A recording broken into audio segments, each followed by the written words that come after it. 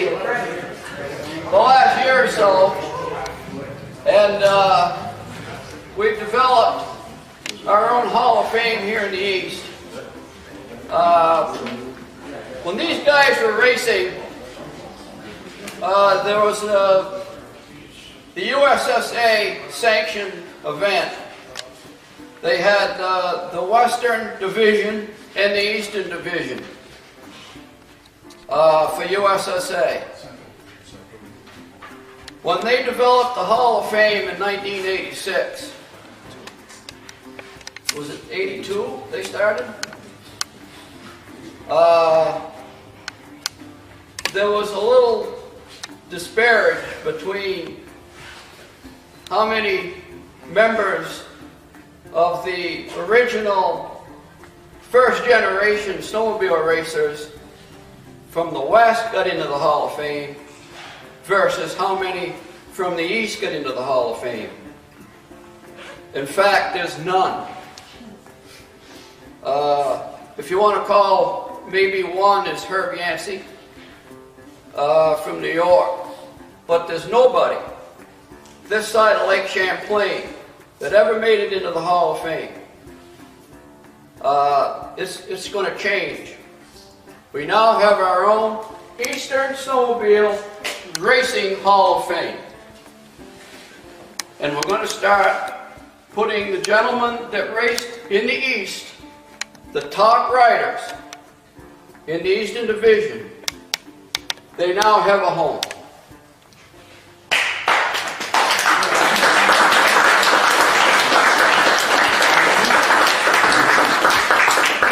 We have 4 members that are going to be inducted. 4 members here today. It's Bruce Dunham, Bob Martin, Conrad Rollins, and Bob Clark. Bob didn't know about it.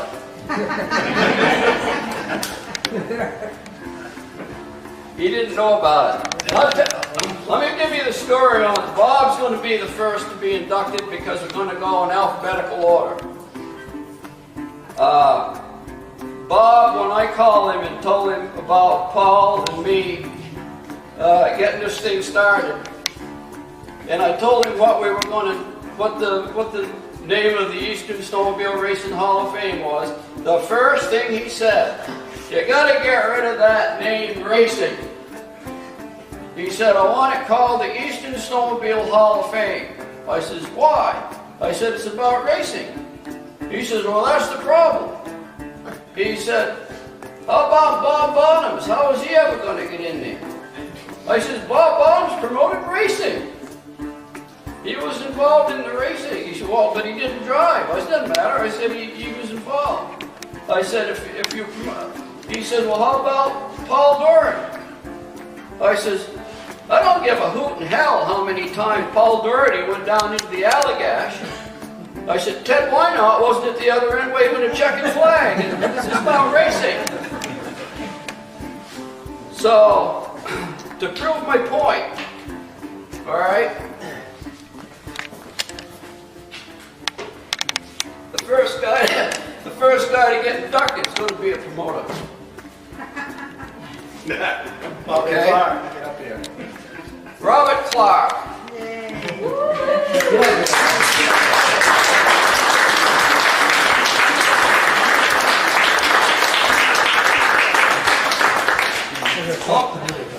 Good stuff.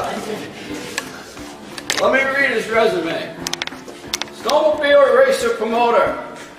Inducted into the Eastern Snowmobile Racing Hall of Fame for 2017. Charter member of the oldest snowmobile club in America, the Lancaster Snowdrifters. Bob helped to organize the first motorized toboggan race in New England while a member of the Lancaster JCs in 1962. He continued his efforts of promoting organized racing in Lancaster, New Hampshire, from competing in the first Grand Prix in 1964 to as many hours of volunteering in to becoming chairman of the Lancaster Grand Prix. Bob left Lancaster in 1969 for a full-time service manager's position at the New England Polaris distributor Harrington King Incorporated of Randolph, Mass. He was appointed as race team manager of Polaris East Racing Team in 1970. Under Bob's leadership, it became hugely successful, qualifying more drivers in this highly competitive sport for the World Series in 1971 than any other team in snowmobile racing. Bob was recognized for this great achievement by receiving the USSA Race Team Managers of the Year Award in 1971. In 1972, he took the job as a salesman for the new Polaris distributor Nelson Small in Portland, Maine, and later became the area rep for upstate New York and New England for Polaris Industries. Bob's resume of the promotion of snowmobiling and snowmobile racing is still being written, from the 50th reunion of his beloved Lancaster Grand Prix in 2014 to present-day events. Bob Clark's achievement in promoting of snowmobiling and snowmobile racing is nothing short of remarkable.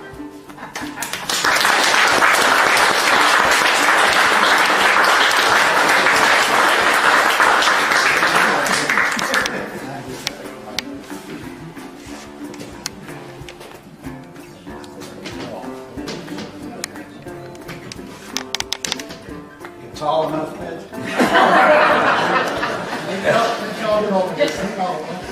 You barely got that in my jurisdiction. That level? We'll level it later. We'll level it later. Okay, Muriel, you go up there now, please.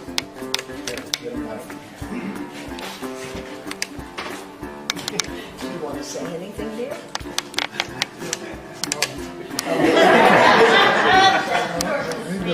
Okay, we don't need to. I think it's pretty well covered.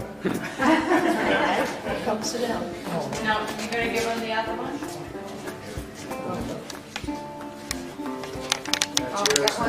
That's yours to take home, Bob. Yeah. Can you hold it up so we can see it, Mom?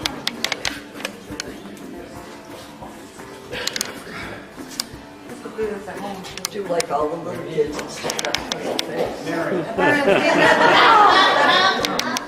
And that, too. Paul and Mitch, get on each side of it. Yeah, that's cool.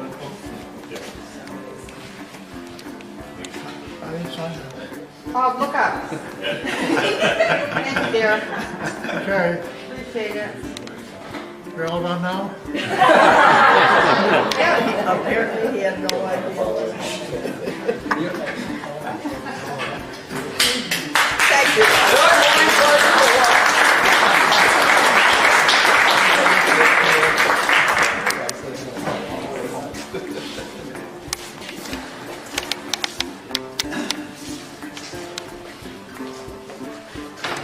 Our next recipient is Mr. Bruce Dunham. There's Bruce as we knew him when he was racing in his prime.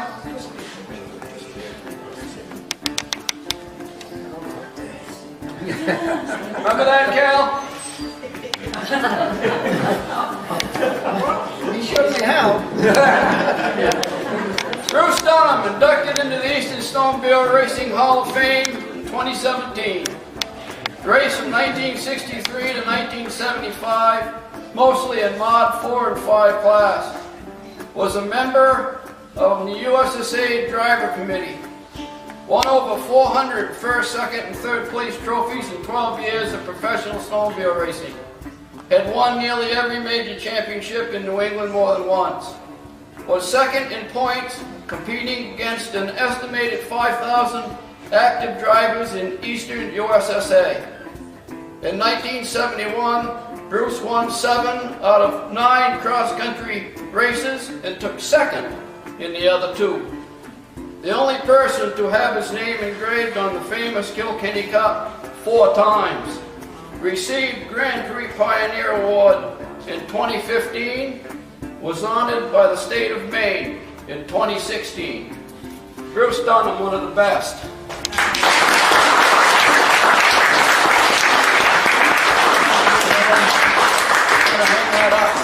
Oh, got one right here. No, okay. Hey, hey! Yeah. Turn it around. Yes, sir.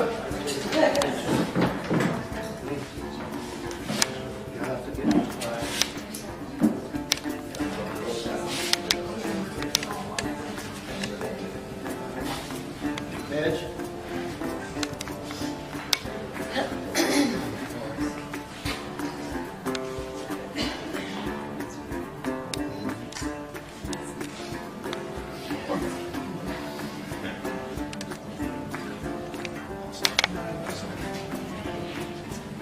Congratulations, Bruce. Hey, buddy. You were the great ones, mister.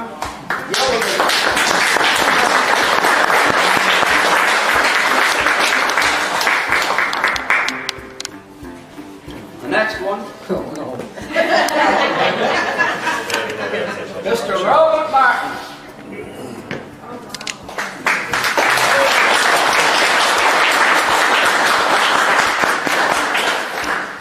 Bob Martin inducted into the Eastern Snowmobile Racing Hall of Fame for 2017. Raced from 1965 to 1975 for Timberland Machines Incorporated. Winner of the 1965 Kilkenny Cup, after he got his mother's permission. Grand Prix champion at Laconia, New Hampshire Snowmobile Championship in 1970. Winner of the Exchange Club Trophy at Lewiston, Maine in 1972. He took first place in 3 different classes of modified events in one day at the above USSA sanctioned race, making him the first driver in history to do so. Can you imagine winning in 3 top classes? And that's qualifying and features, all on the same day. You know, wine big is going with corn. He qualified for 3 different USSA sanctioned World Series events. Rhinelander, Wisconsin in 1970, Ironwood, Michigan in 1972, and Malone, New York in 1973. And I think he took some trophies home from these events. Won over 50 major USSA racing events, mostly Mod 4 and 5, spanning 10 years of competition. Was technical advisor for Skidoo dealers in the off-season. And Bob was well known for his great sportsmanship.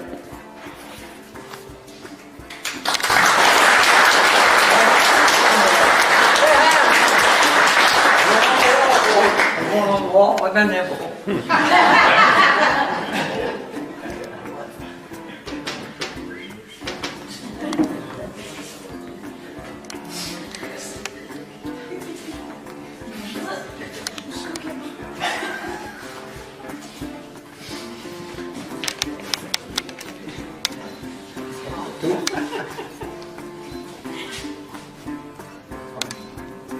Who's you to look this way then?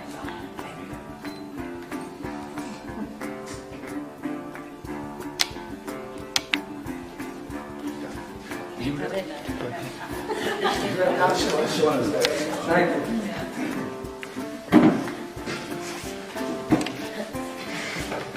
Last gentleman to be inducted, Mr. Conrad Rollins.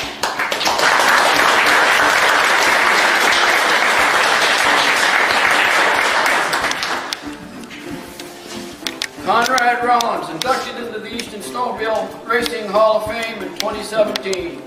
Began racing as an independent Polaris dealer driver from 1967 to 1977. Often won against larger snowmobile distributors and factory teams in Mod 4 and Mod 5 class events. Won the Kilkenny Cup in Mod 4 in 1971. And that's the year that Bob Eastman came to town, and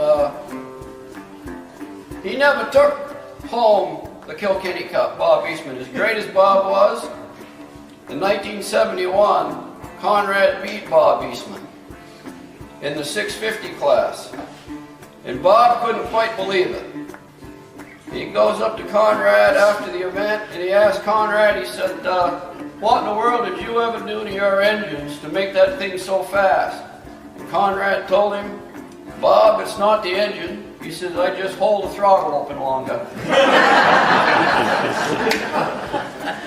Was invited by team captain Bob Eastman of Polaris to race Leroy Lindblad's personally prepared 250 Snow Pro race sled at the 75 Paul Bunyan Open.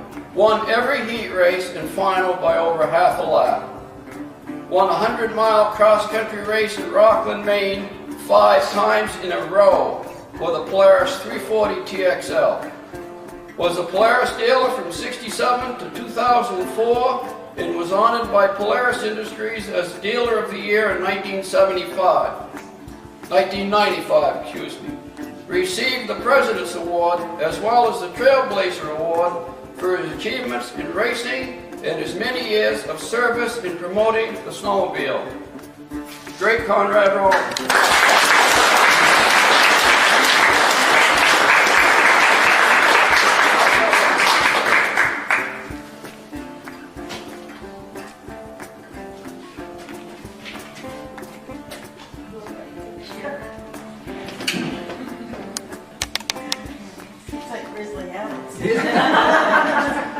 Yeah, time to show you.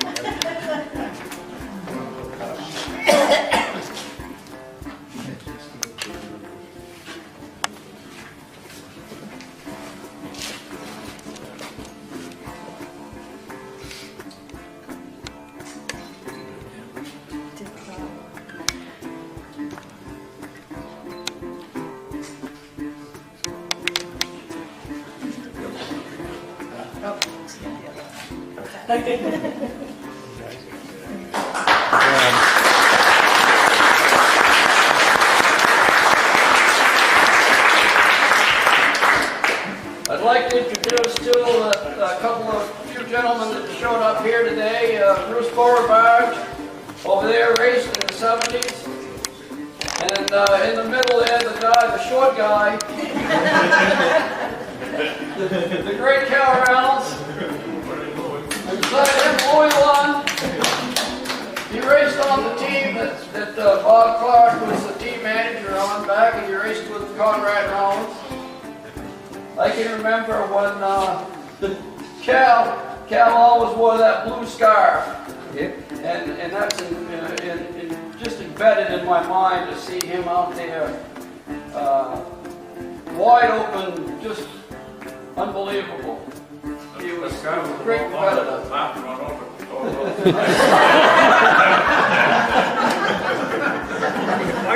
Bob told me one time, he said I made Cal Reynolds mad one time, and I said, how was that? He says, well, he said we were running into qualifying, and he says I pulled up beside him and pulled his tether switch. I said, I can understand him being a little upset.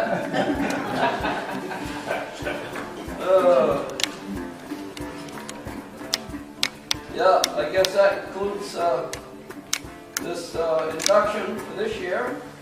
And we're going to do the same thing for next year, and for every year after that, until the right guys are here, where they should be. Well done.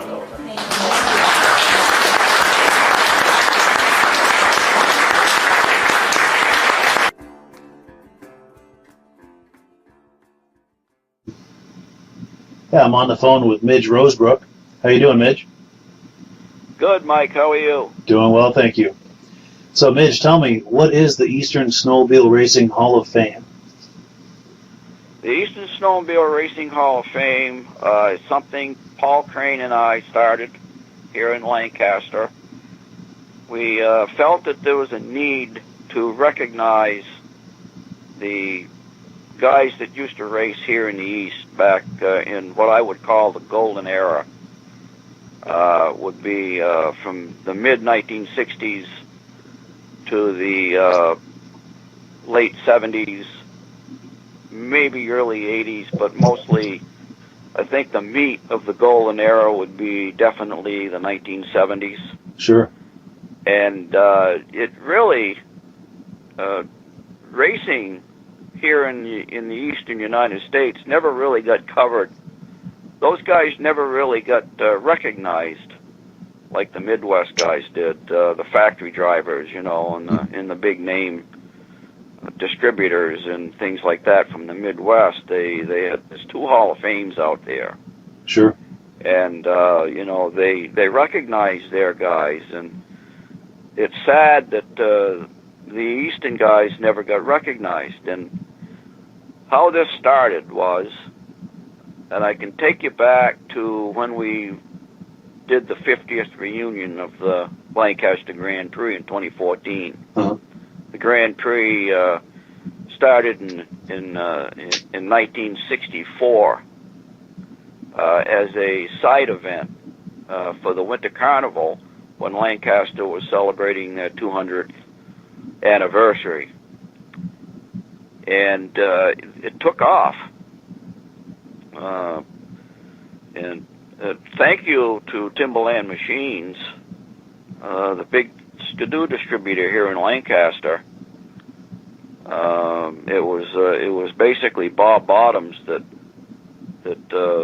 allowed his crew to help build the track.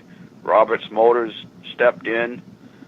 Butch and Johnny Roberts, they had a Skidoo dealership there.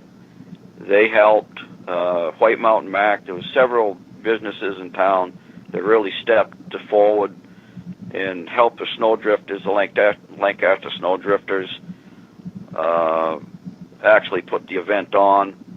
But it was a town effort to put this big race on. And at one time, the Lancaster Grand Prix was the largest outdoor winter event in New Hampshire. Wow.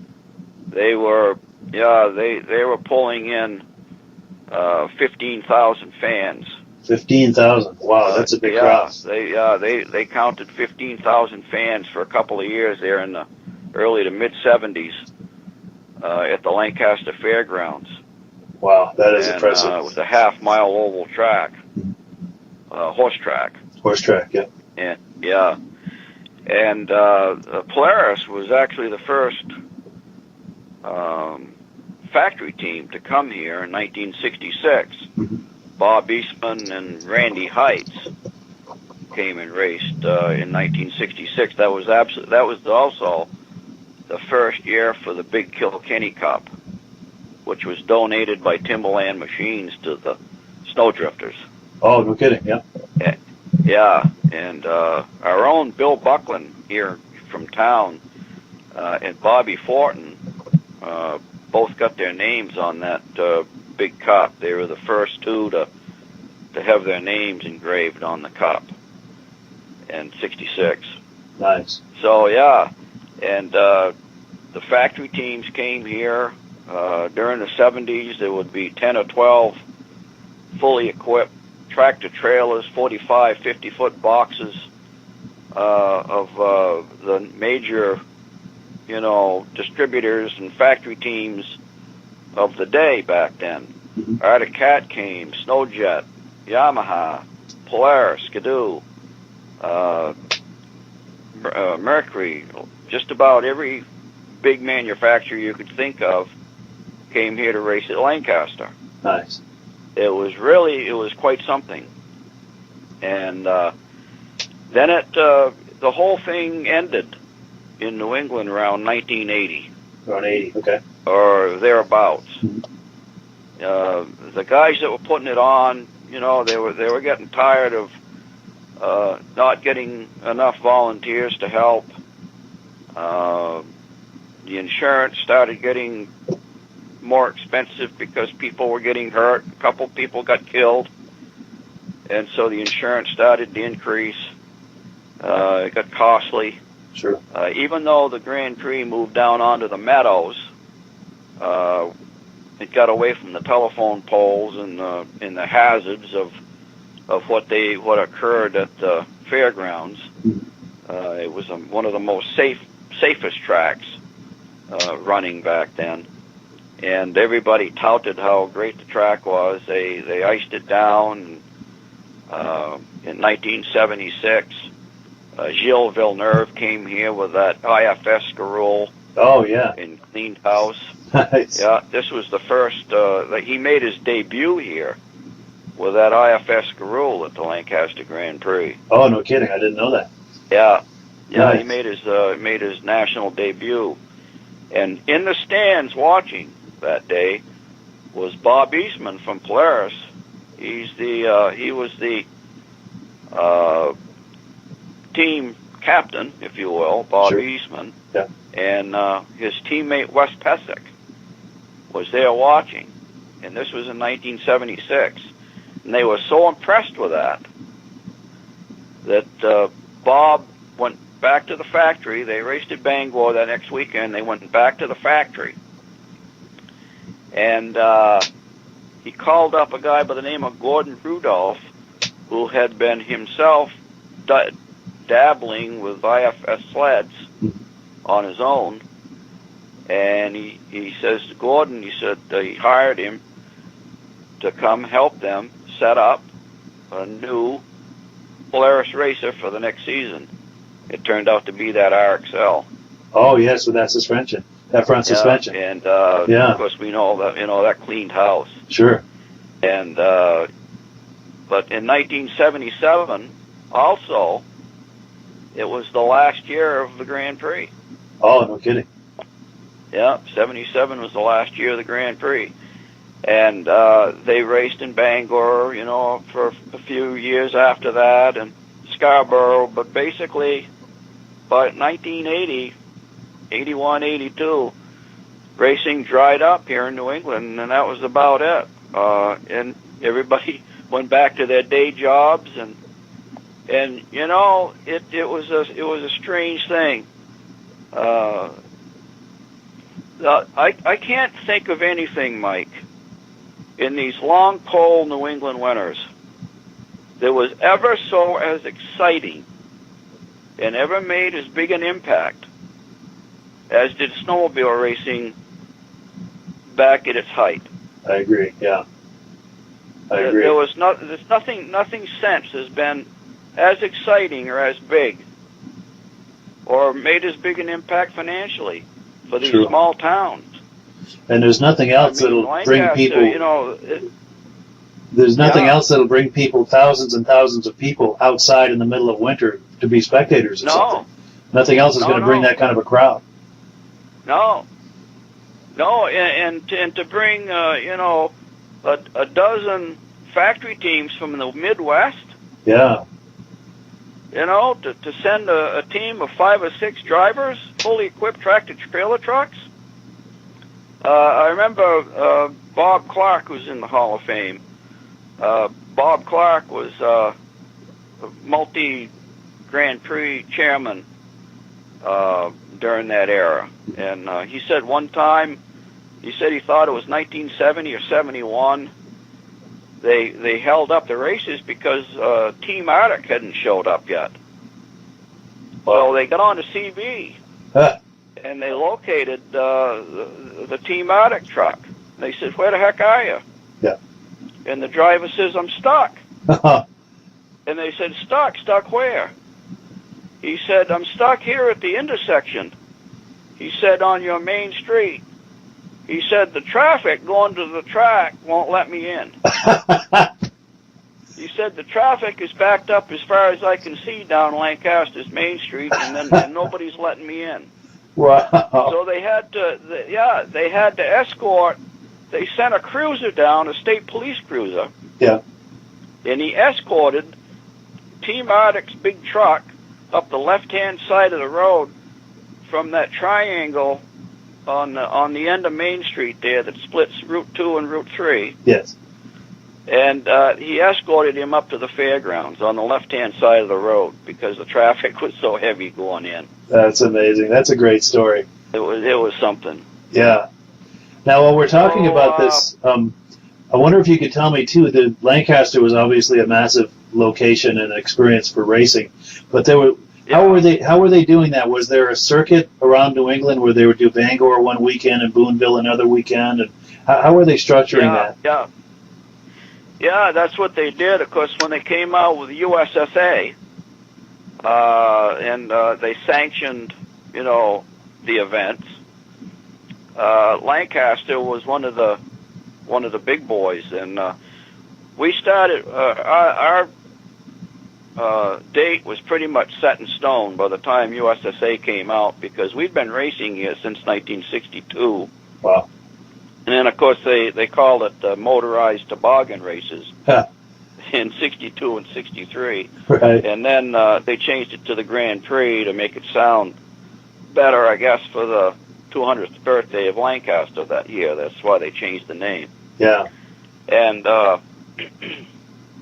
so, yeah, Lancaster was on this circuit.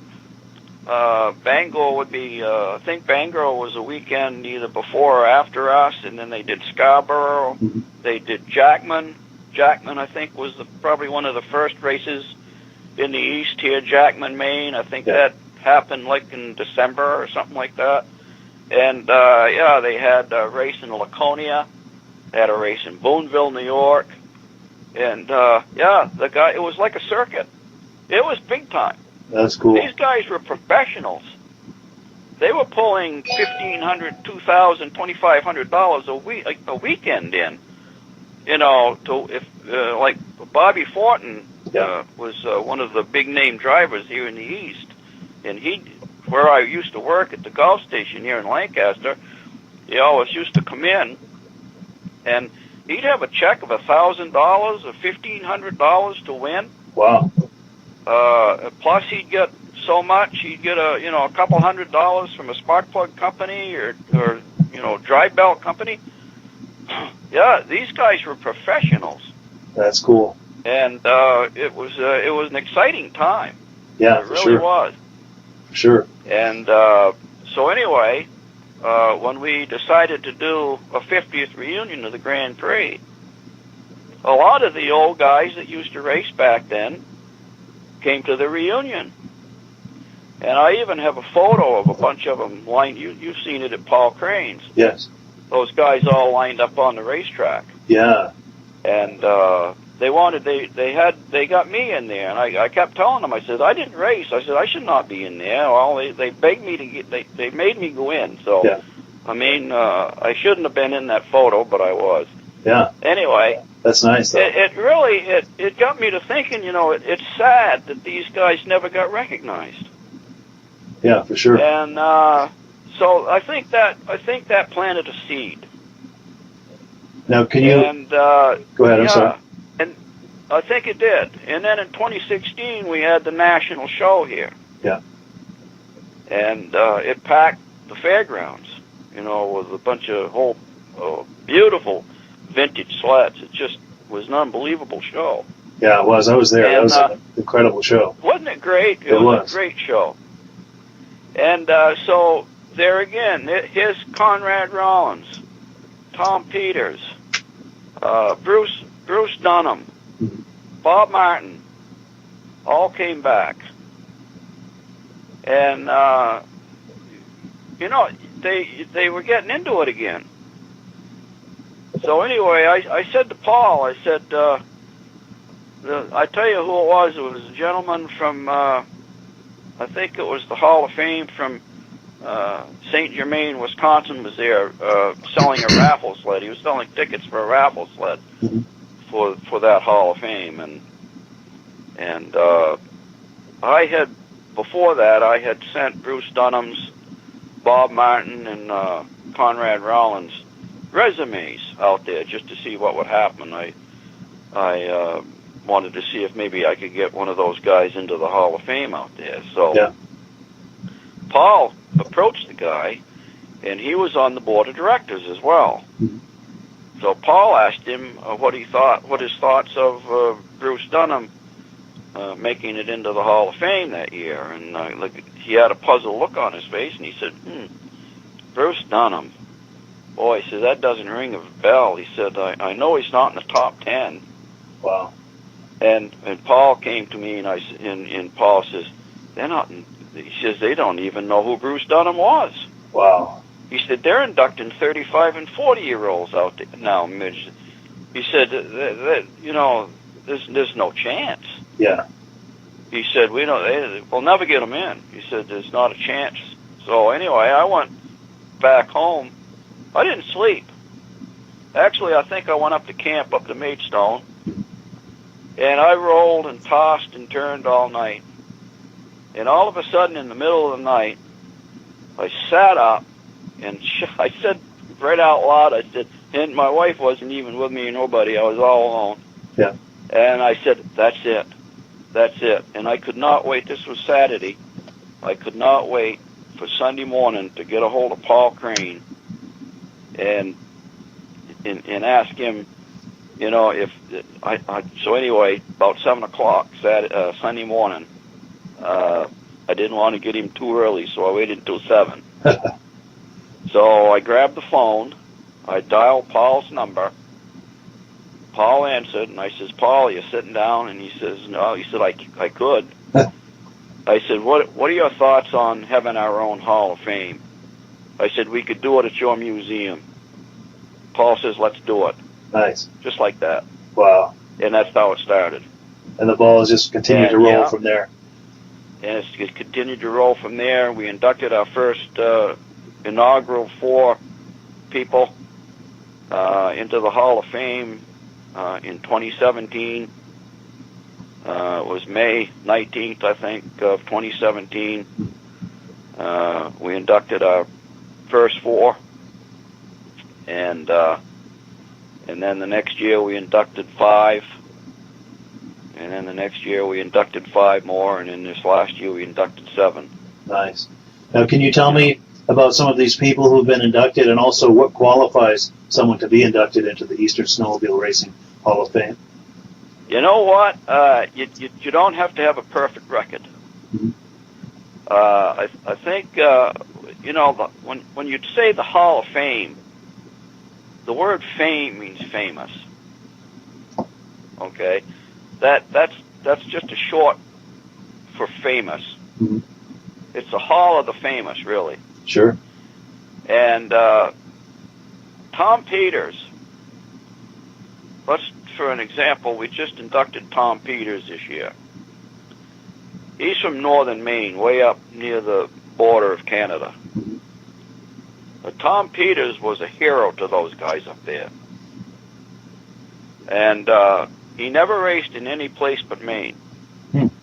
Never went outside of the Maine borders. Yeah. And to those people in those small little towns in northern Maine, there was no bigger name than Tom Peters. Wow. And he was actually inducted into the Maine Motorsports Hall of Fame. The only snowmobile racer to be inducted into the Motorsports Hall of Fame. That's an honor, yeah. Yeah, it is. That's a high honor. But I think they did that because he only raced in Maine. Yeah. So, did he have as big a record as Bruce Dunham? No. Did he have as big a record as Cal Reynolds or Bob Fortin? Right. No. But to those people in northern Maine, Tom Peters was the biggest name in sports right there. Yeah. You know what I'm saying? Yeah. And that's the reason why Tom Peters is in the Hall of Fame. Nice. And I can pick out a few other people that may not have had perfect records, but they were big names here in the East. Mm-hmm. So we try to give, not everybody can make it into the Hall of Fame. I realize that. Everybody should realize that. Sure. But if you did something special, if your name was one of the big names in the East, even though you might not have had a huge record, mm-hmm. you got a good shot. Yeah, good shot of being recognized. And, yeah. Nice. Yeah, we've got Bruce Dunham in there. Bob Martin is in there. Conrad Rollins. Those are the first guys that we inducted. Mm-hmm. Calvin Reynolds from Maine is in there. There's quite a few Mainers. We've got, of course, Tom Peters. I just mentioned Tom. Sure. Paul We've Lamontagne. got Paul Lamontagne. Yeah. Paul was he was big. Yeah. Paul was a rough racer, and then later he raced Chaparral, and then he raced Mercury. The name Paul Lamontagne was huge here in New England. Yeah. We've got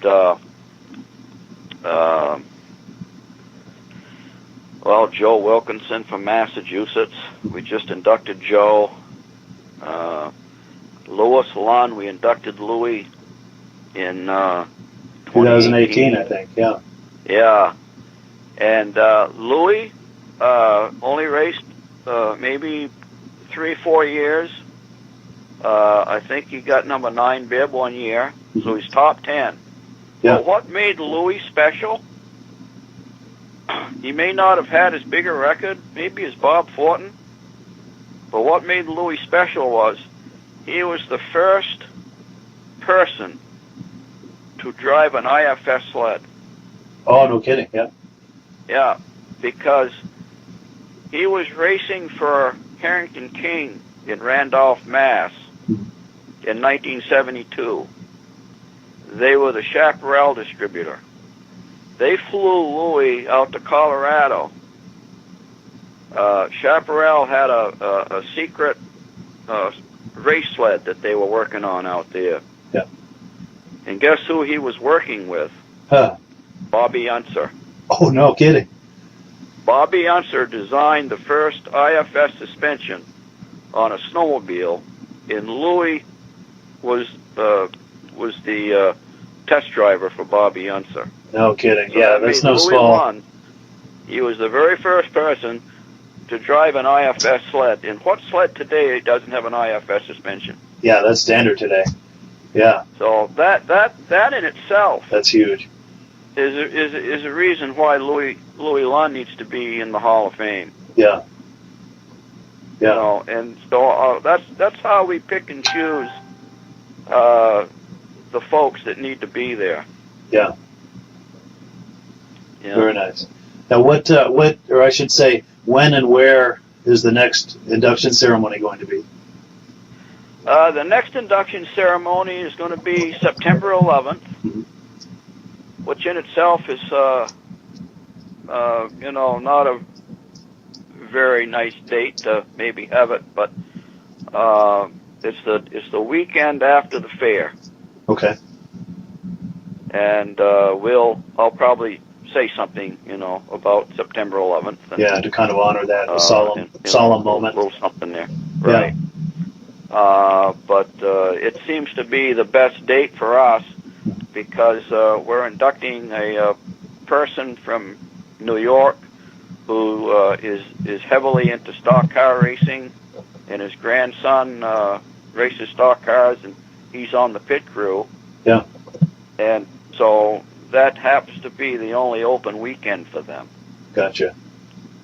So in order to have him be able to attend the induction, that's the weekend we had to pick. Sure. Yeah. And this is going to be at Crane's Museum in Lancaster? Yes, this will be at Crane's Museum, and we'll do another outside ceremony. That seemed to work really good. That was very nice. Hopefully it doesn't rain. Yeah. If it does, we'll try to do it Sunday probably. Yeah. As a rain day. But hopefully, usually by that time in the fall, we have really, really nice weather. Yeah. And I'd like to add, too, that if anyone is planning to attend this from out of town, there's no other place to stay. Lancaster Motel. The Lancaster Motel, absolutely. There are good friends over there. Absolutely. They've stepped to the plate. They are so all over this thing. The Lancaster Motel grew up with snowmobile racing. I believe that was built in 1956. It was built by Norman McLaughlin. Yeah. His daughter Sally married Mike Beatty, who is in the Hall of Fame at Riverside Speedway as a stock car racer. He was a well-known stock car racer here in New England back during the 60s and early 70s. Yeah. And Mike Beatty was a multi-Grand Prix chairman. So there's a big history of the Lancaster Grand Prix tied to the snowmobile circuit racing. Yeah. And didn't they used to have the award ceremony at the Lancaster Motel? That's where they had the award ceremonies during the original Grand Prix. Yeah, and I think a lot of the racers stayed there. Yeah. Yeah, I mean, can you just imagine, Mike, bellying up to the bar with Bob Eastman or Larry Coltham. That would be amazing. You know, or one of the Trapp brothers, or I mean, they were all here. That's where they stayed. That would be amazing. This place is huge. Yeah. Not in size, but in history. Yeah, the history is rich. Yeah, very rich with the Lancaster Motel. So I think we probably will have to make that our official site I agree. for the Hall of Fame. The Lancaster Motel is the official place to stay. Yeah, for sure. There's no other. And and they fixed the rooms all up. The people that just purchased the motel have done a tremendous job on the place. They've gone through every room. They put in all new Wi-Fi, new TVs, refurbished every room. New flooring, everything. They brought it back up to snuff, and it's going to be it's a great asset. Yeah, to and the it's just town and to this Hall of Fame. and it's just walking distance from the ceremony. Yeah, it's only a block away. Yeah, from Crane's Museum and the ceremony. Yeah. Yeah. Now let me ask you Yeah. this: each year that I attend this induction ceremony, the crowd gets bigger and bigger. So this is something that's growing, and the future is looking bright. What are you thinking are plans for the future for the Eastern Snowmobile Racing Hall of Fame? What are you thinking about the future of this? Well, we're going to try to continue adding more of the original racing pioneers that raced, back in the day. Yeah. They're getting older all the time. They're in their late 70s, mid-late 70s, early 80s, and we'd like to get them, here while they're still with us. Yes, the clock is ticking. That being said, when I did Cal Reynolds in 2018, we put Cal on the wall, and he was huge back then. He was a skidoo racer, and he won about everything going. Yeah. And anyway, after the ceremony, instead of going up for photos, instead of thinking about himself, Mike, I felt an arm across my shoulder. And it was Cal Reynolds whispering in my ear. Huh. He said, Midge, Bob Fortin really needs to be up there. And I says, I know, Mike. I says, I know, Cal. You know what, though? What we're thinking about doing is getting all the people up there that are with us first, and then we'll try to do the ones that have passed away at a later date. And he shook his head and he said, Midge, he said, that Bob Fortin needs to be up there more sooner than later. Yeah. And so I told Paul what Cal said.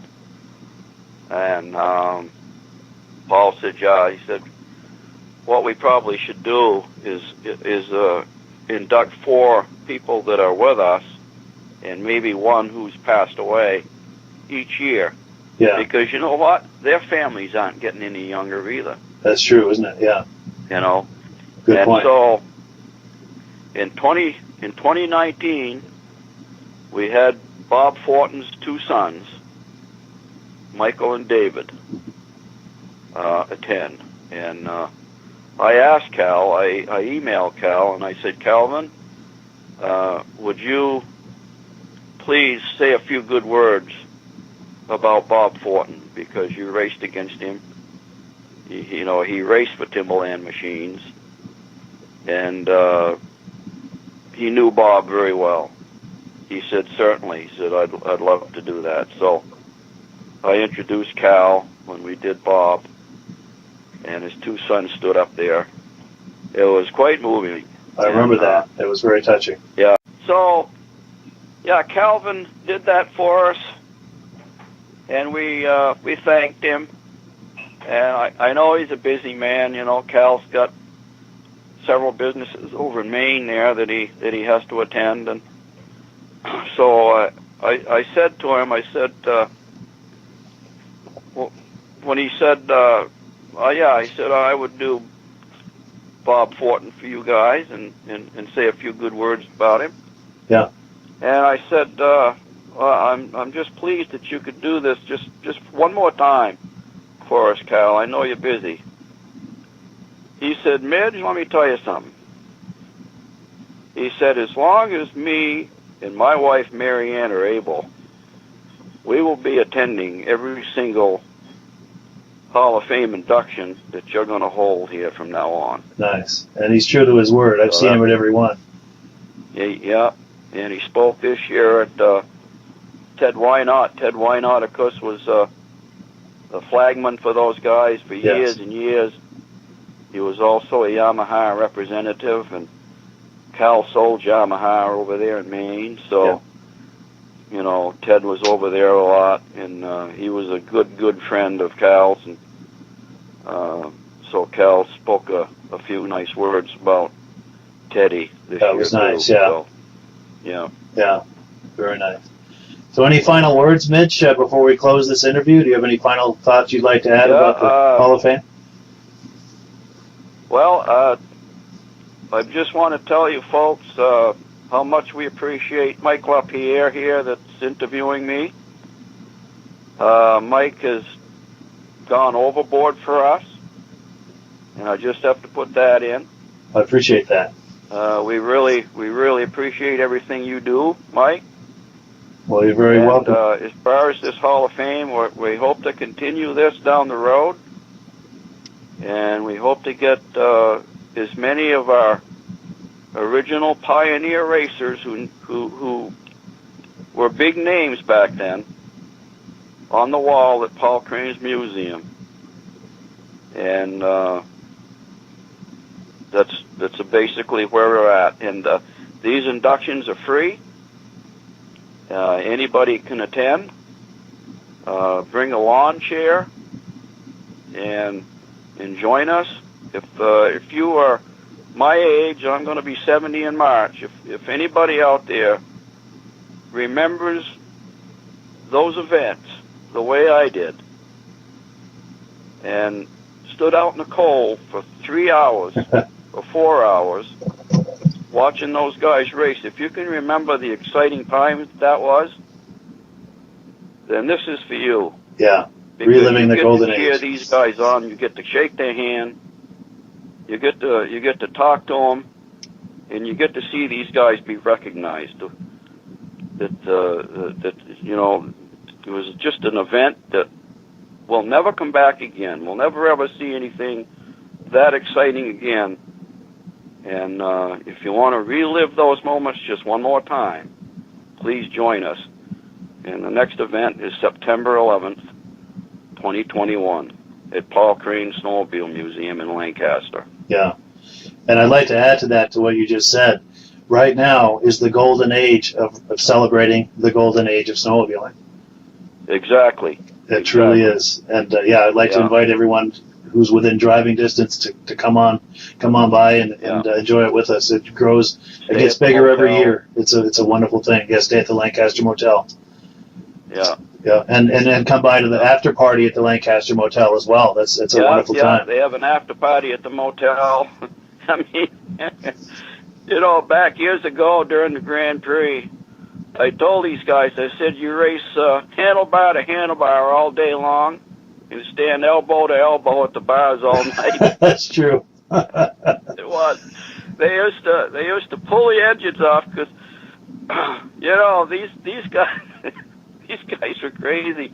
They used to pull the engines off their sleds and take them inside the motel room and rebuild them for the next day's race. Nice. And that's one of the remarkable things too about racing is they can be so ruthlessly competitive out on the track, but after the race is over, they party together and they have a good time and they laugh about it. Yeah. It's incredibly ironic, but it's a wonderful thing about racing is that the relationships are more important than anything. It's a wonderful thing. Know, they made lifelong friends, Mike. Yeah. You know, these guys when you their eyes light up the minute they see an old competitor. Yeah. that they haven't seen for 40 years, Yeah. And to watch them reminisce, it's a truly special thing. They sit down They're in and heaven when they're doing it. They love it. But go ahead, I'm sorry. It's more like a family reunion. It is. Yeah. And to hear all those old stories, and because they can recall like a specific moment on some turn in the track during a race where things were happening, and kind of relive that, and it's incredible. Yeah, or laugh because about an incident that some guy pushed them off the track when they were in the lead, and they'd say, "You pushed me off the track, you pushed me over the bank," or something like that, and then they laugh about it. They probably weren't laughing at the time, but no. Yeah. Yeah. This is only gonna be a small window here too. It's true. The clock is ticking for all of us. Like I just said, they're 75, 80 years old, 85 years old, and they're not going to be around forever. Yeah. Yeah, the clock is ticking on all of this. We got a small window here to enjoy these guys. Yeah, to really do something with this. To appreciate these guys. Yeah. And women.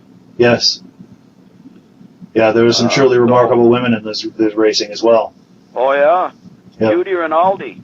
Yes. 10 World Series. That's incredible. She won 10 World Series. Yeah, that's amazing. No man has ever done that before. So, she's, there's nobody close. No. Unbelievable. And the nice thing about her too is to think about someone so accomplished, but to visit with her, she's just the easiest person to talk to and the most relatable, personable person. Very down to earth, just a classy lady. It's and I could say the same of the rest of them as well.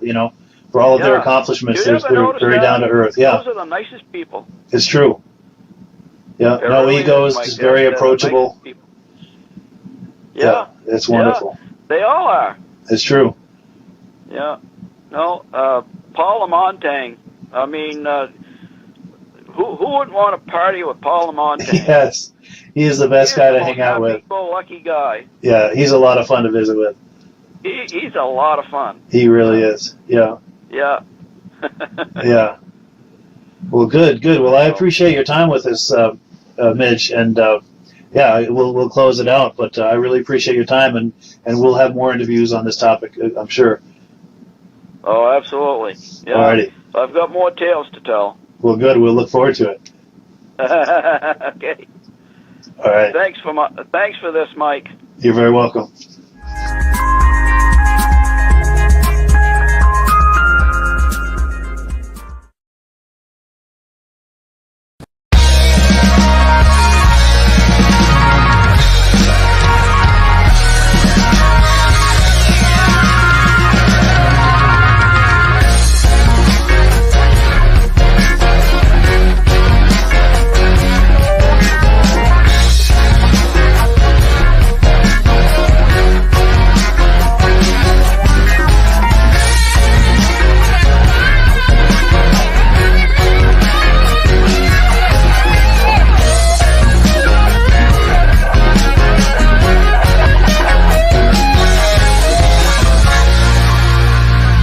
At the end of this video, we'll take a look at MadRamp's innovative pivoting ramp system, the safer, easier way to transport your ATVs and snowmobiles. Stick around. Before we begin, I'd like to give a quick shout out to our friends at the historic Lancaster Motel in Lancaster, New Hampshire.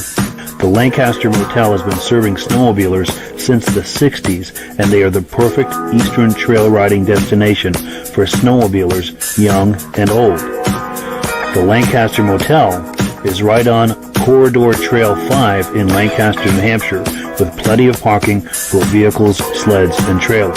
Plus, the Lancaster Motel is within walking distance of Crane's Snowmobile Museum, plus restaurants, shopping, entertainment, and more. Click the link in the description to learn more about the Lancaster Motel. Good evening and welcome to the podcast. I'm really glad you're here tonight. Now, if you can see my face and hear my voice, I'm going to ask you to leave a comment. Just let me know where you're viewing this from so we can make sure that everything is working properly. I'm going to give you folks a minute or so to do that, and then we're going to be getting to our first guest. Let me show you what we have on tap tonight. In a few minutes, we're going to have Jim Layton on. He's going to show us some vintage ski-doos, and you can see there on the screen some of the other things we have. Also wanted to let you know that we are simulcasting in 3 different places tonight. First, of course, is the Vintage Snowmobile Lovers Facebook page. Also, we are on, let me find the card here. We're also simulcasting on the Wheels, Keels, and Snowmobiles Facebook group. Now, this is a great place to view and post if you like anything with a motor. This could be cars, trucks, boats, ATVs, snowmobiles, anything like that. It's free to view and post on there. We are also simulcasting on the Wheels, Keels, and Snowmobiles YouTube channel. So if you like videos about anything with the motor, this could be cars, trucks, boats, ATVs, snowmobiles, anything like that. If you like that type of video, click the link in the description after this podcast. It'll take you to the Wheels, Keels, and Snowmobiles YouTube channel. So let's not waste any time. Let's meet Jim Layton. Let me bring him to the stream here. How you doing tonight, Jim? Good. How are you? Very good, thank you. I appreciate your coming on. Now, we've been chatting. Go ahead, I'm sorry. Great event. Glad to be part of it. Well, glad. Thank you so much. I'm glad to hear that. Now, you mentioned earlier you've got some vintage ski-doos you'd like to show us. Are you ready to give us some show and tell on that? Yeah, we can do that. I'm going to try to turn the camera around here so we can go through it. Sure. Remember how this is all done here in front? That's all right. Take your time.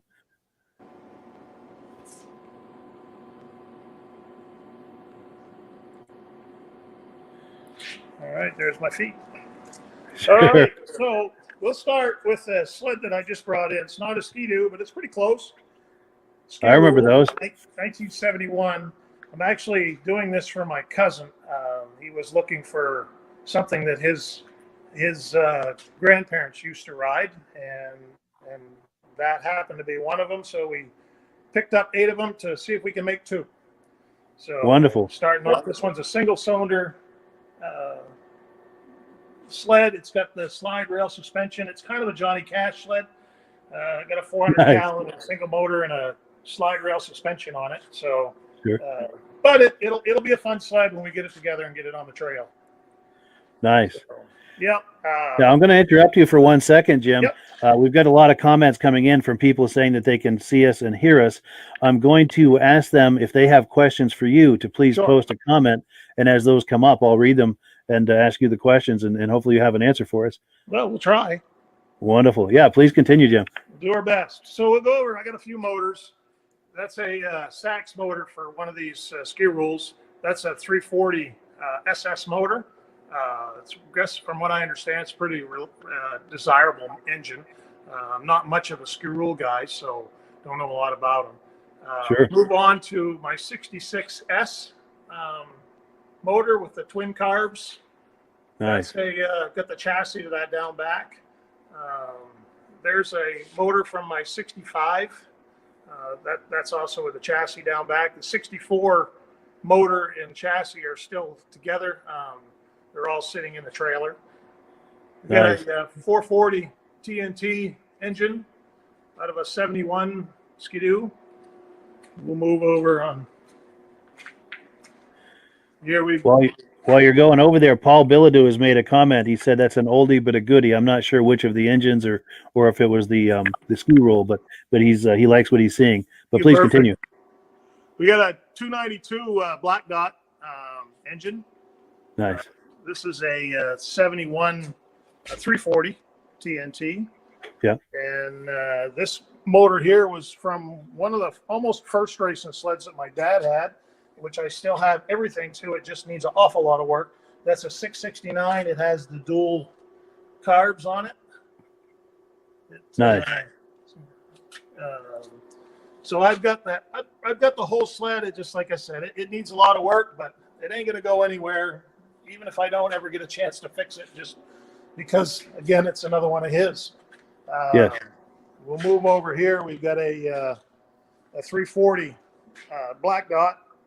It's a beaten up old machine that we like to race around with. I've done it some grass drags, and we've taken it on some ice drags and some radar runs. We try to run it in a little circuit that we have here, but it hasn't got much running in that circuit. But it's a fun little machine to have around. So it's a fun toy to play with. Yeah, with that Black Dot, that's an interesting piece of history right there. Yes. Yeah. So then here's my lineup that for some reason I'm very partial to the 1970 Olympics. Yes. Not sure why. I just love the bubble nose. I've always had a 1970 Olympic for the most part. As a kid, I remember, I think actually the first one that we had was a 69 12-3.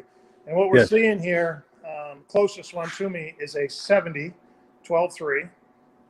That is this one here. I just got this fall to kind of looking in that 70 lineup that Skidoo had. The only one I'm missing is 335 had an electric start, one of these, and that that would make the fourth round that they had in 1970 for the Olympics. But I have all three sizes. That's cool. So this one is the one that I just got. I'm going to do hopefully a lot of work to this, picking up a seat. Going to probably put it together first, get it out running and playing it, and then we'll strip it down. And I think that may be one that I might take and really clean up and paint really well, and then just work my way across the line. Yeah, that's a great foundation for a project. Yep. Next one's the 335. And that's a single cylinder, obviously. Yeah. And then the next one over is the 399, which is a twin. Nice. So, Now, we do have some comments coming in. I'll interrupt you real quickly. Tom Peters, a mutual friend of ours, has come on. He's saying hello. He likes what he sees. And then Jeffrey Saunders says he has an Olympic as well. Yes. There's a lot of these out there. They are so much fun to drive. Yes. And they're iconic. Yes. The 399, I got that out of a barn. The barn actually collapsed. I did have to find another Callan for it and a steering post. But beyond that, everything else is totally original.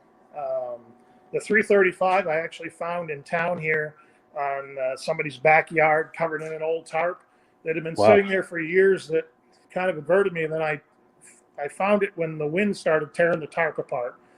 This one is basically totally original, and the same with the 12-3. What you see is what it was when I picked it up just this fall. Nice. So those are my babies. I really, like I said, I really like the 70 lineup. We have quite a few different sleds when it all comes down to it. This one right here I got, and I'm holding on to for dear life for my granddaughter. Yeah. 71 Kitty Cat, hanging in the rafters of my garage. Wonderful. Still has the original seat on it. It's in pretty good shape. So Nice. Runs really well. So Now, Jim, is that the first year they made the kitty cats? What's that? Is that the first year they made the kitty cats? From what I understand, I believe that is the first year the Kitty Cat was made. No kidding.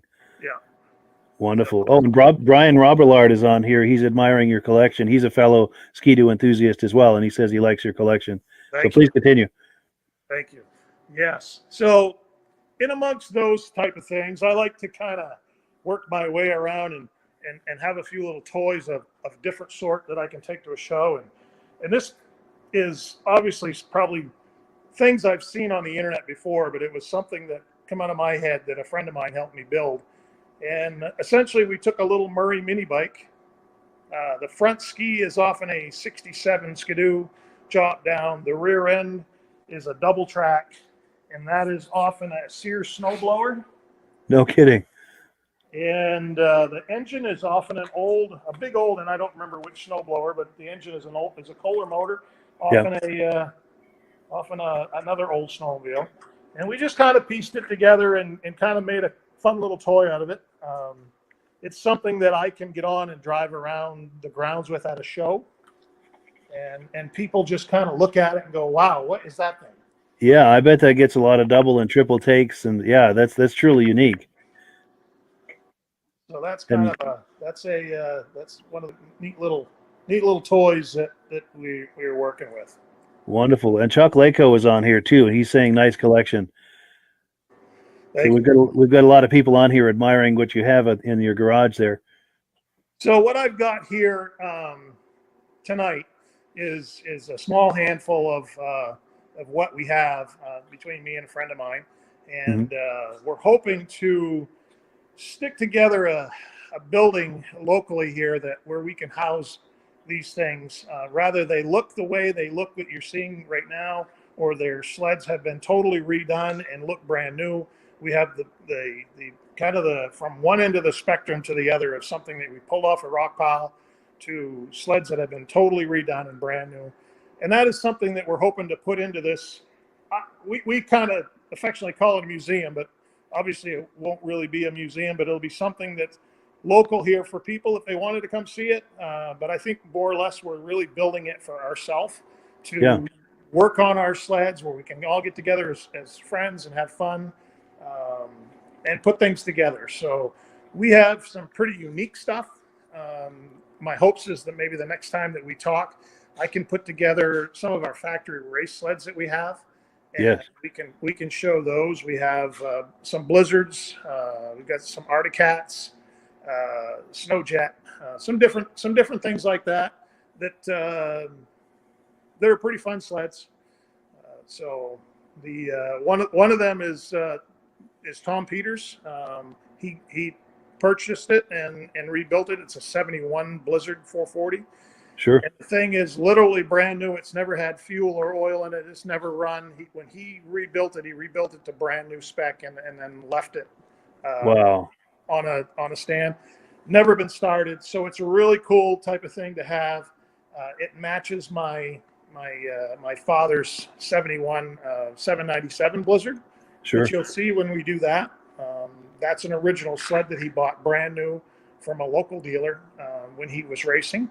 And we'll go over that stuff at a time when we can kind of show those. Nice. Now we've got David Crawford on here. He's complimenting you on that Mini. He really likes that. And he's also wondering about this museum project that you have going. He's wondering where that is. We are looking to try to do something in Caribou, Maine. Caribou, Maine. Yeah.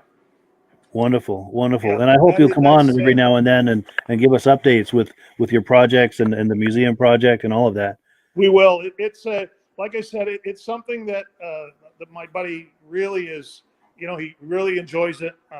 He enjoys picking up these sleds, and we all enjoy getting together and rebuilding them and riding them. And so it started out to be a workshop, so everybody could be together, and it just turned into something that hopefully we're going to have the right building to kind of work on stuff, but also have everything lined up that that it's all there, and if somebody wanted to come see it, we could open the doors up and show it off. Wonderful. So I imagine at first it would start as almost by appointment only, so to speak, and it at some probably point would, yeah. And that Sure. may be what it is going to be.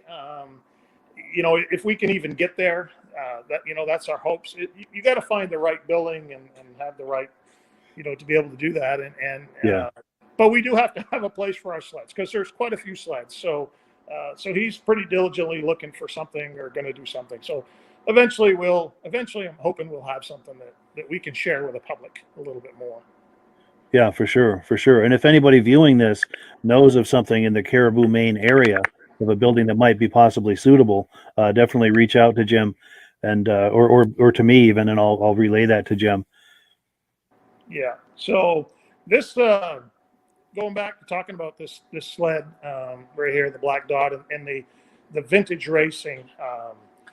I think it probably for us here in Maine, it all extends to the one lunger 100 in Turner, where they do the big single cylinder race every year that they've gone on for so long. And then there's a group that started a race circuit, and that race circuit has gone on for a few years now, and it's it extends from the single cylinders up to the twins and triples and whatever. And it's quite a circuit that runs from one end of Maine to the other. A lot of riders, a lot of fun.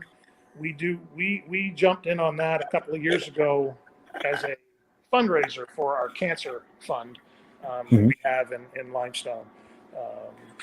So we've been raising money to help patients out that can't afford the gas, the hotel rooms, the food, the trips to go to Bangor, Portland, or Boston, or wherever they need to go.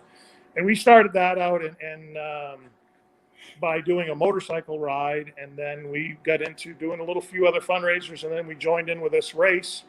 And actually, this month here, we have dished out in the 5 or 6 years that we've been doing it. We dished out $100,000 in help for cancer patients. That is impressive. So that is something that we're pretty proud of. That we just got word on that's the money that we've raised over the years and helped people out. So that's impressive, and that offers genuine help to people who really need it. Yeah. Now, do you have a website or anything for that fundraising effort? We don't. We have a Facebook page. It's called Brian's Ride. Brian's Ride. Okay. Yeah. So if someone is curious about that, search for Brian's Ride on Facebook if you're curious about that, and that would take you there. But I didn't mean to interrupt you. You've got a poster on the wall there. Please tell me more about that. Okay. So this poster's my father's Blizzard. I took this picture here when in 2010. It was sitting in the gravel pit down back of the farm. And then in 2018 is when my father first got his hands back on it after the Kiefers had restored it. And I got it back from the Kiefers after it was totally done, and brought it home and surprised him with it. And so he's standing by it when it had been sitting forever, and then after the restore. So wow. So before and after. Yeah. That's an impressive restoration. It's a beautiful restoration. They did a wonderful job. Yeah, for sure. That's really nice. So if I can turn back around here, camera.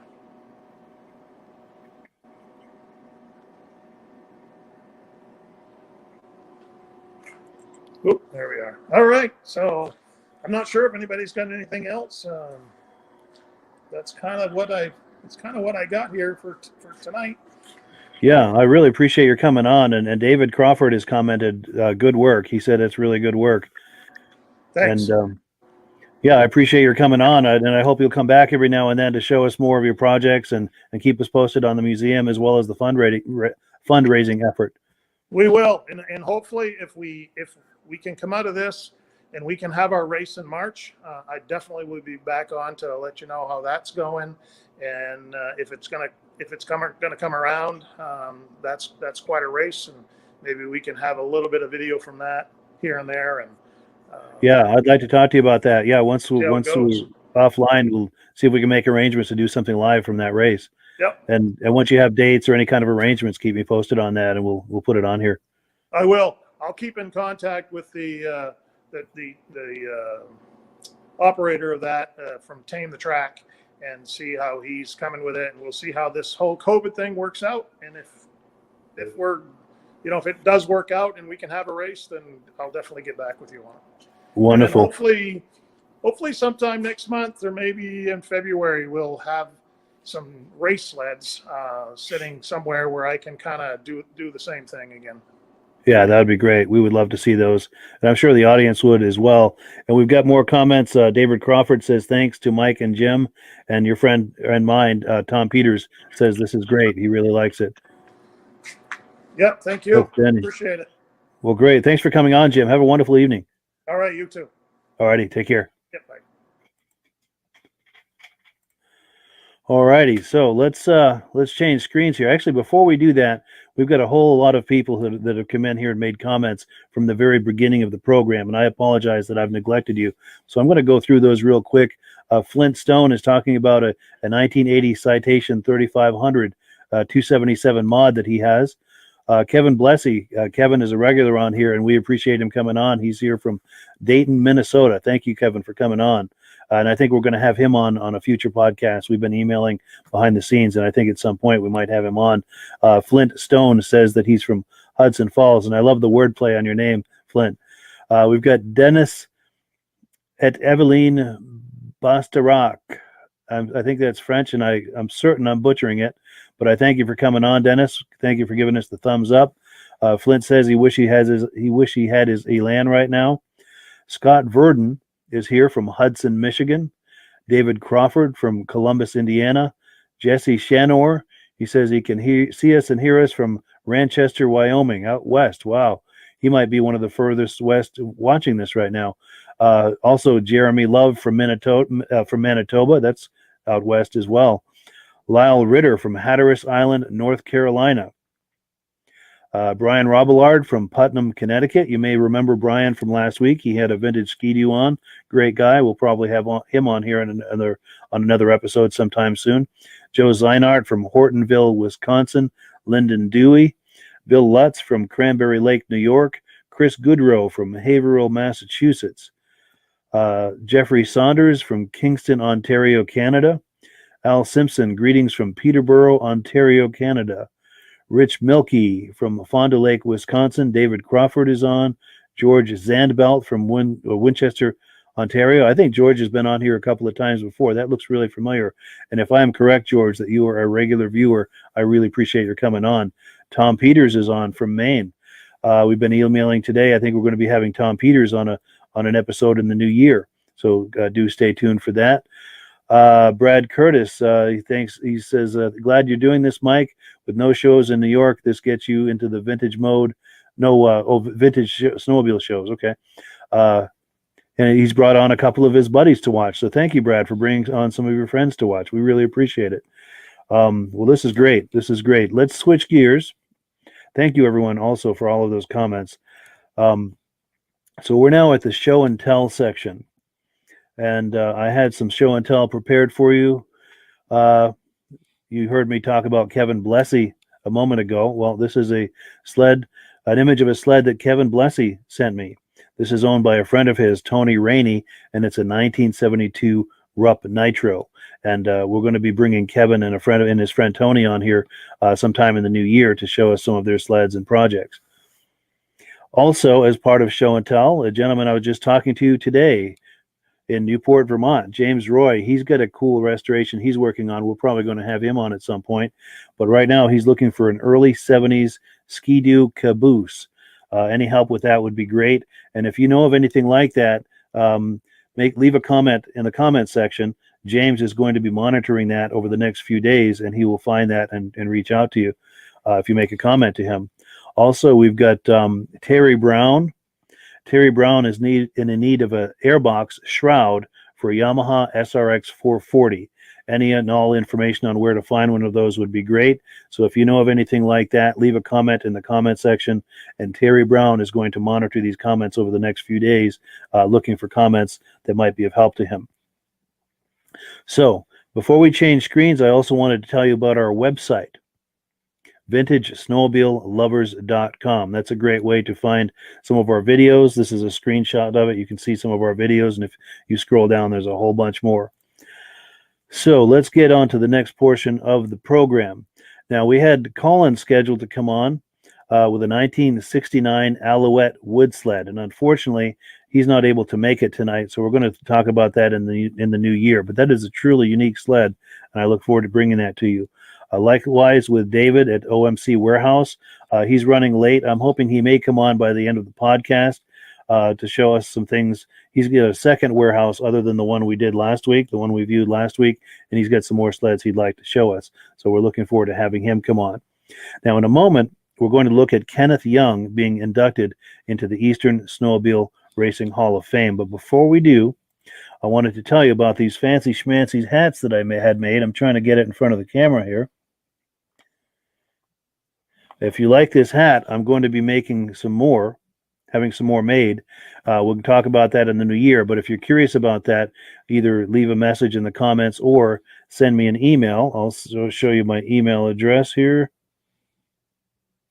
at the bottom of the screen. If you're curious about a hat like that, I'll keep you posted as I start making arrangements. Now, I've also got this cool mug. Let me change the screen here. Oops, that's not what I had in mind. Okay, let me see if I can get this mug in front of the screen. I'm also going to do up a batch of these mugs. Now, I spent a little extra and got black on the inside and on the handle. And if you ask me, I think it really sets it off and makes it classy. And I'm going to be doing a batch of these. If you'd like to order one, leave a comment in the comment section or email me, and I'll keep you posted when I start making that batch. And what I'm probably going to do is have packages where you can either order a hat or a mug or both, and I'll also include a couple of DVDs as well as a sticker. I've got stickers, but they're not within my reach, but I'll leave you in suspense for the next time we go live, and I'll show you some stickers, and maybe by then I'll have packages ready. But let's not delay this any further. Let me cue up the video for Kenneth Young being inducted into the Eastern Snowmobile Racing Hall of Fame. Here we go. Kenneth Young, inducted into the Eastern Snowmobile Racing Hall of Fame 2018. Ken raced for the famous Widowmakers racing team. Raced Skidoo during the 1968-69 season, winning 7 first-place titles at 5 events entered, taking second in points. He switched to Arctic Cat in 1969, earned his first gold bib #1, and went on to win first place in Mod 4 at the first World Series at Rhinelander, Wisconsin in 1970. Ken won 4 first place and 3 second place trophies in 7 events entered, and took a 4th place in Mod 2 at the 1971 World Series in Boonville, New York. Kenny never lost a race he entered in Mod 1, Mod 2, and Mod 3 during the entire 1971-72 season, taking 10 first-place wins.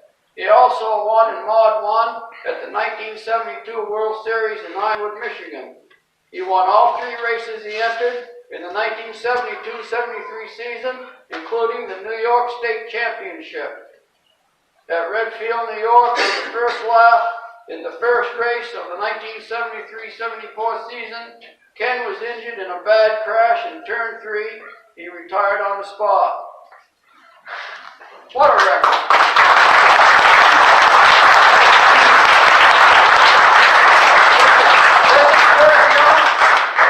This is Kenny's son right here. Kenny couldn't make it, and Dirk is accepting it in his honor. Yeah. So I just want to thank everybody for showing up, and thank Midge for dogging us, finding us. And Dad's alive and knows I'm here, and he'll appreciate this very much. So for me and my family, thank you very much.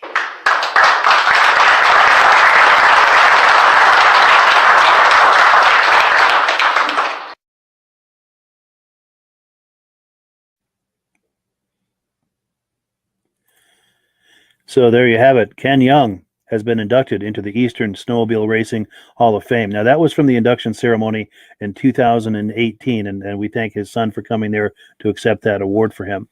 Now, if you're not familiar with the Eastern Snowmobile Racing Hall of Fame, this is something that's growing very rapidly and becoming a popular thing among the vintage snowmobile set, especially in the eastern states. If you'd like to attend the next ceremony, it's going to be Saturday, September the 11th, at 1 p.m. Eastern Time. It'll be at Crane's Snowmobile Museum in Lancaster, New Hampshire. Now, the nice thing about this event is it's located at Crane's Snowmobile Museum. So if you get there a little early, you can walk around the museum, check out the sleds. You can also mix and mingle with the attendees. The attendees, of course, are inductees, past, present, and future. And there's a whole lot of vintage enthusiasts there. So a lot of people to network with and visit with and schmooze with. And then, of course, once the ceremony is finished, then we all move over for the after party, just walking distance away at the Lancaster Motel. And it's a wonderful after party. And if you're planning to come from any distance and looking for a place to stay, no other place to stay than the Lancaster Motel, because you can stay at the motel. It's walking distance from the ceremony, and you can be there at the after party, and you can stay there until it winds down, and then just walk to your room and retire for the evening, and yeah, just call it a night. So let's set up our next video. We're going to look at I'm just trying to find it here on the interface. We're going to look at some of Greg Allen's racing Polarises. Also among these Polarises, he's going to talk about Midge Rosebrook's sled. If you're wondering who Midge Rosebrook was, he's the gentleman in the red shirt that was presenting that award at the Eastern Snowmobile Racing Hall of Fame, and he is it was his idea. He is the one that created that Eastern Snowmobile Racing Hall of Fame. So let's go now to the 2020 Crane Snowmobile Museum Vintage Snowmobile Show. Let's meet Greg Allen. This is Midge's sled. The PDC got last summer when they got the induction. This is one of mine. This is a beautiful sled. This might be the winner here today. I'm thinking that's a rare. It's a clone, but it's a beautiful job. The Landis made it. Nice vintage race sleds you're gonna find. Yeah.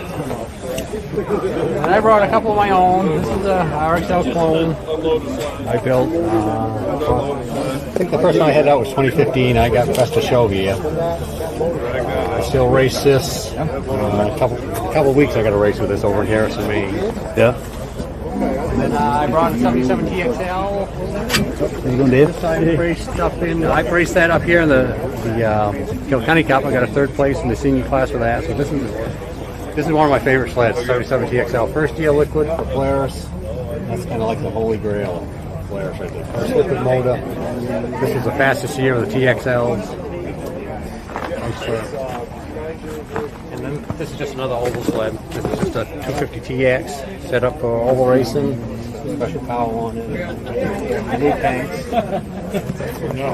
This is the stuff I love right here. Yeah. Thank you, Mike. Hey, Greg.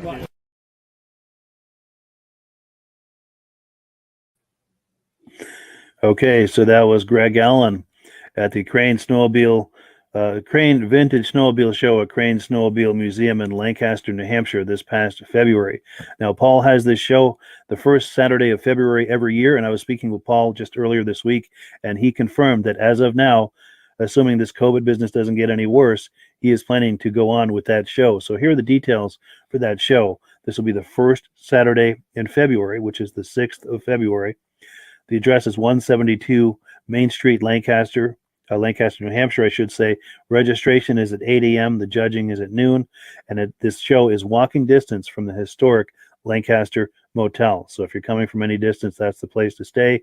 You can park at the motel, walk over to the show, and you can even rent snowmobiles at the motel and do a little trail riding while you're there, or you can trailer your own in. But here are the details for the Lancaster Motel if you're thinking of coming to this event. So let's take a look at what's next here. We've got some, we talked about the upcoming vintage snowmobile events, the Crane Snowmobile Show. We have confirmation on that. Let's cue up our next video here. This is Lauren Kanzior's 1974 Ski-Doo TNT. My name's Lauren Kanzor. I'm from Ferrisburg, Vermont. This is my 400 free-air mod. 74 400 free-air Ski-Doo, fully studded track, carbide skis. I've got handlebars from a 72 Blizzard on it because the Blizzard original handlebars were wrong. Yeah. I didn't like them, so I replaced them with the Blizzard handlebars. She gave me hell for kneeling on that. It's got a 102C clutch on it. We're dealing on it. Yeah.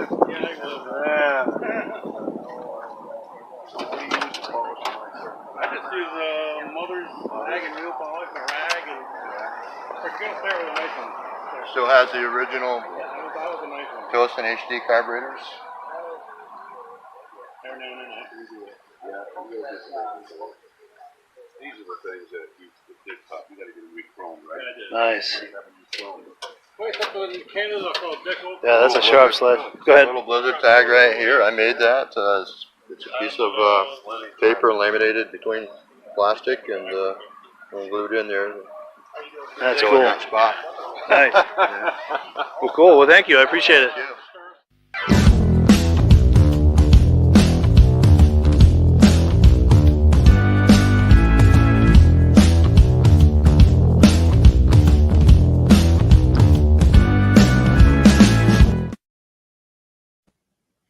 Yeah, that is a really nice example, and it was nice to meet Lauren. I believe that was 2019 at the Goffstown, New Hampshire Vintage Snowmobile Show. I think they have that every October 2019, and I'll keep you posted as that is being planned. I'm friends with some of the organizers of that, and I'll keep you posted as that gets a little closer. So we're going to wind down the show here. I wanted to let you know, of course, we have this podcast every Thursday night, and of course, next Thursday is Christmas Eve. The Thursday after that is New Year's Eve. So rather than go live with the typical format, what I'm going to do is next Thursday, I'm going to air the complete induction ceremony of the 2020 Eastern Snowmobile Racing Hall of Fame. So we're just going to air that from beginning to end for all of us to enjoy on Christmas Eve.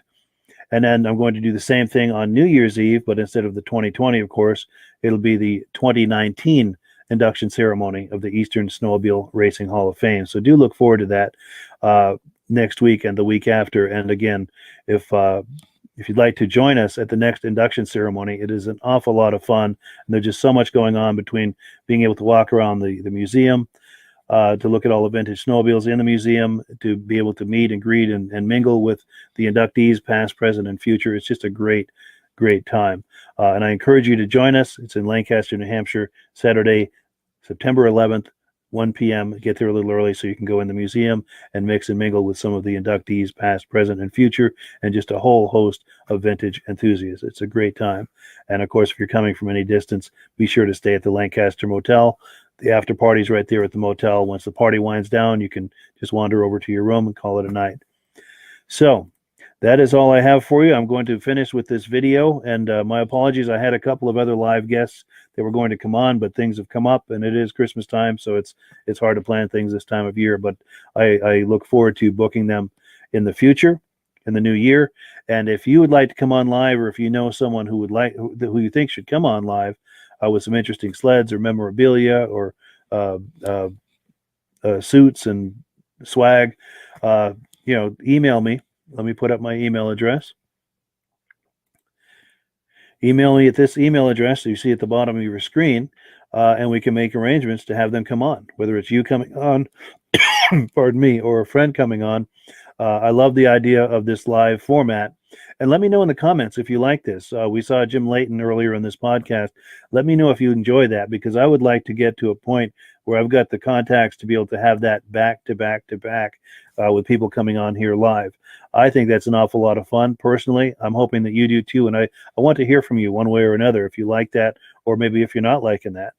But I think it's a great way for us to all have a live experience and be able to engage with each other, because as someone is presenting their snowmobiles, we all can be making comments in the comment section, and then I can ask the questions to the person presenting, and we can get answers immediately in real time. So to me, that's an awful lot of fun and a great way to experience this wonderful hobby of vintage snowmobiles.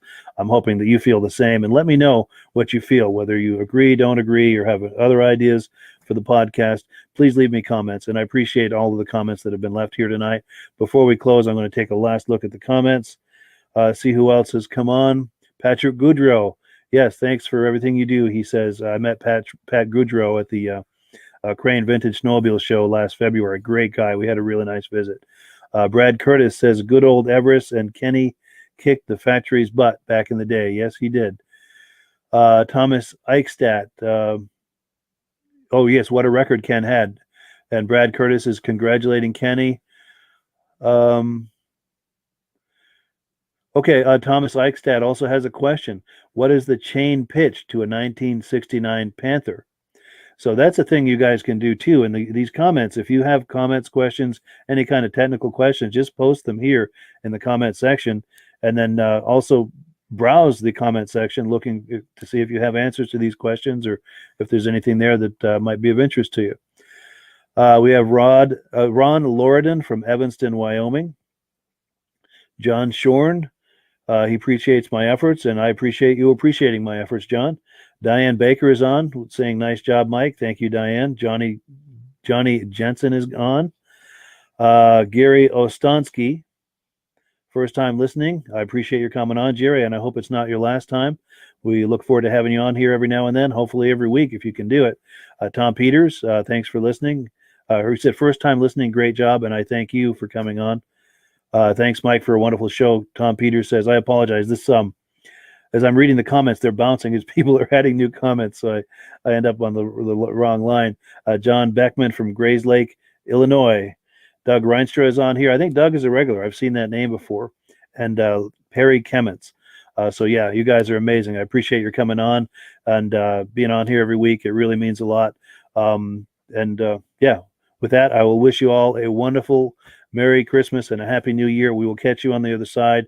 But if you have nothing better to do on Christmas Eve or New Year's Eve, look for us here. We're at the same time, same bat channel. We're going to be airing the Eastern Snowmobile Racing Hall of Fame induction ceremonies. The one for 2020 will be on Christmas Eve. The one for 2019 will be on New Year's Eve. All right. Merry Christmas, everyone. We'll catch you on the other side in the new year.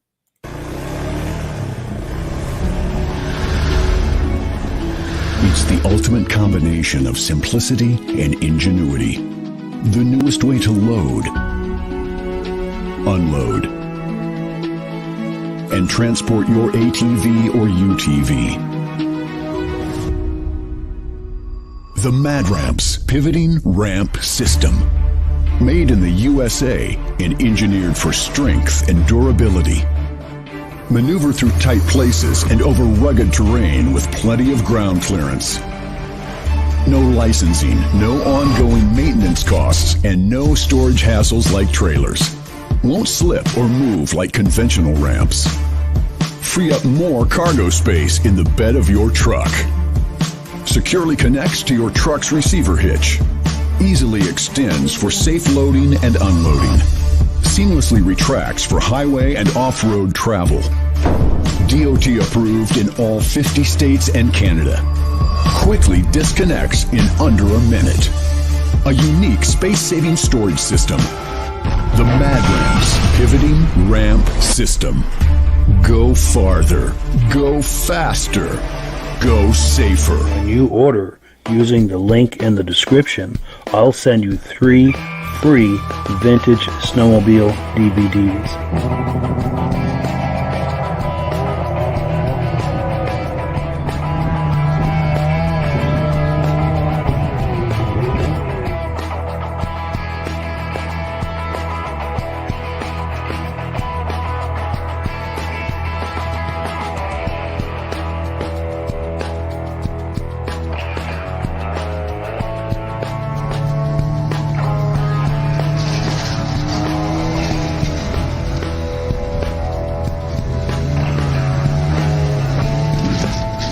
When you order using the link in the description, I'll send you 3 free vintage snowmobile DVDs.